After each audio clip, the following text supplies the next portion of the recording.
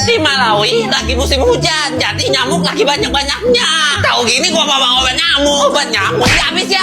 Di sini banyak banget nyamuknya. Awas lo, kena malaria. Tadi bukan nyamuk penyebab malaria. Ini nyamuk Chironomidae. Di sini ya kita makan nyamuknya. Nyamuk kita padatin jadi patty kayak di burger-burger gitu.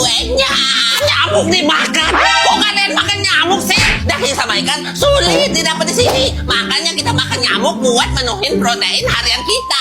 Ini gua berototnya karena nyamuk. Nangkepnya gimana? Pakai obat nyamuk gitu. Kita nangkepnya pakai panci yang diolesin minyak kayak gitu. Nanti nempel nyamuknya. Dari tadi ngomongin obat nyamuk mulu. Emang obat nyamuk apaan sih? Ya obat buat nyamuk. Yang ngapain nyamuk diobatin? Kita tuh mau nyamuknya berkurang. Betul, makanya kita makanin. Malah diobatin. Enggak, bukan gitu. Tapi gini. Bodoh. Bapak udah koreksi ulangan kalian kemarin ya, silakan diambil. Yang di bawah 70 ingat, besok perbaikan nilai ya. Wah, yes, let's get it, let's get it, let's get it. Lu berapa? 70. Lu berapa? Wih, sama dong. Ya, iya dong. Lah, dia kenapa tuh? Lu kenapa nangis? Nilai lu jeblok gitu, hancur nilai lu. Iya, Din. Gak pernah gue kayak gini ulangan dapet nilainya. Waduh, tumben-tumbenan juara umum kayak lu bisa nilainya hancur. Kenapa ya? Gue juga gak ngerti, Din. Padahal gue udah belajar banget. Ini kok nilainya jadi kayak gini sih?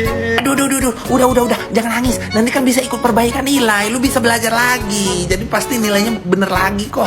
Udah, jangan stres kayak gitu. Emang nilai lu berapa sih? Kayak terpukul banget lu. Ya gimana gak terpukul sih, Din? Ini pelajar favorit gua. Gua udah mati-matian belajar siang malam, tapi kok cuma dapat 95 kayak gini. Kesel banget gua. Berhenti nangis nggak lu? Gua tonjok nih. Pengumuman untuk seluruh guru ya, kalau ada siswa yang belum menyelesaikan tugas-tugasnya atau hal yang lain-lain, tidak boleh ikut ujian. Mengerti? Mengerti, Pak? Jadi gimana, Pak? Saya bisa ikut ujian kan, Pak? Nggak bisa, nak. Kamu nggak bisa ikut ujian. Ini aturan dari kepala sekolahnya langsung. Sekarang Bapak tanya deh, kenapa kamu nggak menyelesaikan tugas-tugas kamu? Soalnya saya sekolah sambil nolongin orang tua saya jualan, Pak. Makanya agak terbengkalai tugas-tugas sekolahnya. Gimana, Pak? Boleh kan saya ikut ujian kan, Pak? Gimana ya? Aduh, Bapak cuma jalanin perintah dari kepala sekolah nih. Atau kamu ikut ujian susulan aja ya? Oh, gitu ya? Kamu mau kemana?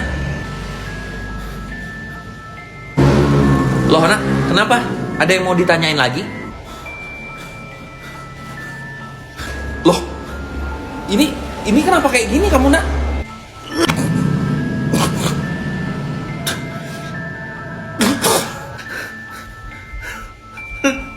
Halo, Bang. Halo. Siapa? Nggak tahu. Orang pelayaran kali. Pelayaran? Kita lagi di mana nih? Nggak tahu. Lihat peta dulu. Kita ada di Somalia. Somalia. Kenapa emangnya? Bajak laut. Bajak laut. Bajak sawah kali. Beneran. Di Somalia ini masih banyak bajak lautnya. Awalnya mereka ini nelayan. Ketika kapal asing mencuri ikan dari perairan mereka kehilangan mata pencarian dan mulai merampok kapal asing sebagai bentuk balas dendam dan sumber penghasilan baru. Bajak laut Somalia ini bajak laut paling aktif di era modern. Tahun 2009 sampai 2011 saja mereka berhasil membajak 200 kapal dalam setahun. Dunia internasional sampai ngirimin armada laut gabungan buat nanganin mereka. Jangan gitu dong. Sebenarnya kita ini bukan bajak laut, tapi penjaga laut tradisional. Maksudnya, pokoknya yang mau lewat sini bayar. Kalau kita nggak mau, bakal kita ambil semua barang yang kalian miliki. Sama aja. Gue takut juga lu. Lah kok gue yang takut? Gue ini bajak lautnya.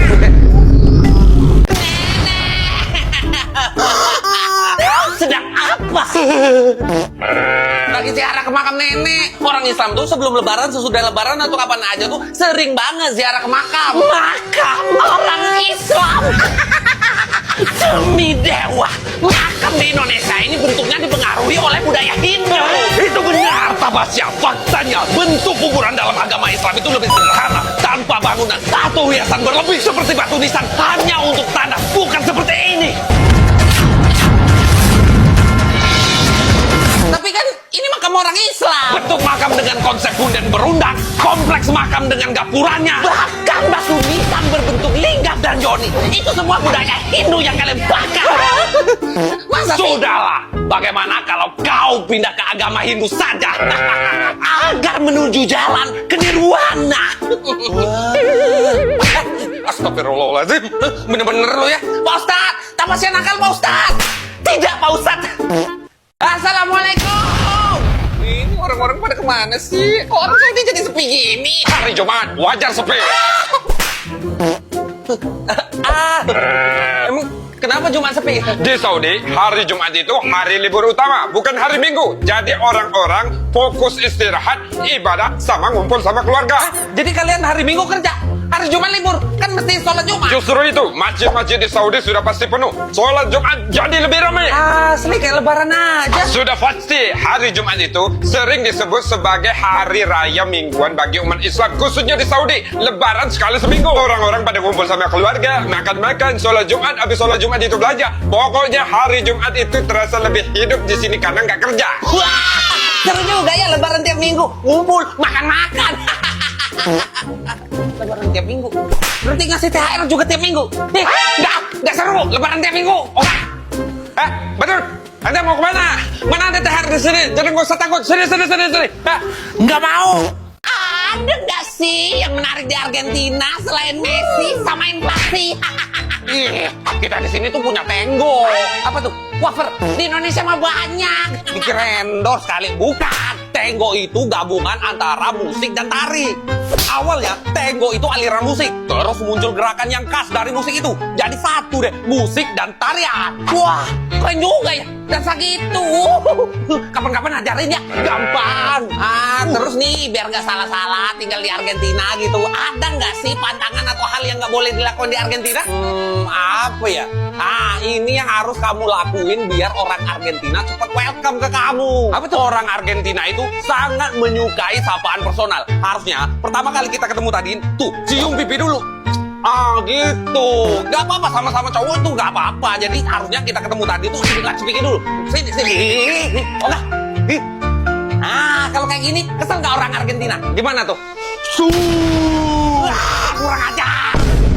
Akhirnya nyampe di Yunani.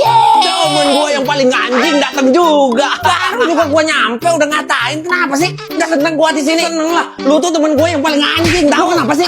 Nyari gara-gara lu. Jangan marah dulu. Di Yunani kalau lu dibilang anjing itu artinya sanjungan. Karena anjing itu kan hewan yang paling setia.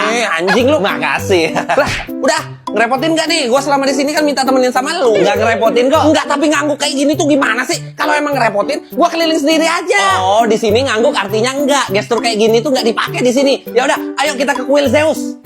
Wah, keren banget kayak di film-film.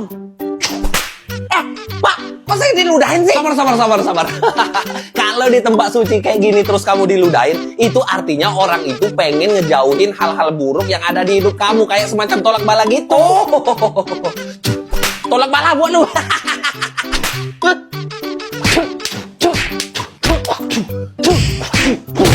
Anjing lu. Makasih. Lah, tinggal di luar negeri enak banget sekarang ya. Soalnya makanan Indonesia udah banyak dijual di luar negeri. Jadi lidah nggak kaget lagi.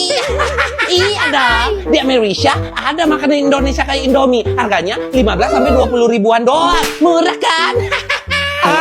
Bukannya 3.000 4.000 ya mbak harganya? Kok jadi mahal ya? Makan mie itu baru berasa 2 bungkus. Berarti kalau 2 bungkus udah 40 ribuan dong. Makan mie doang, makan tempe aja. Soalnya lebih sehat. Kimiko suka banget. Harganya di Jepang 45.000 per 100 gram. Murah banget kan?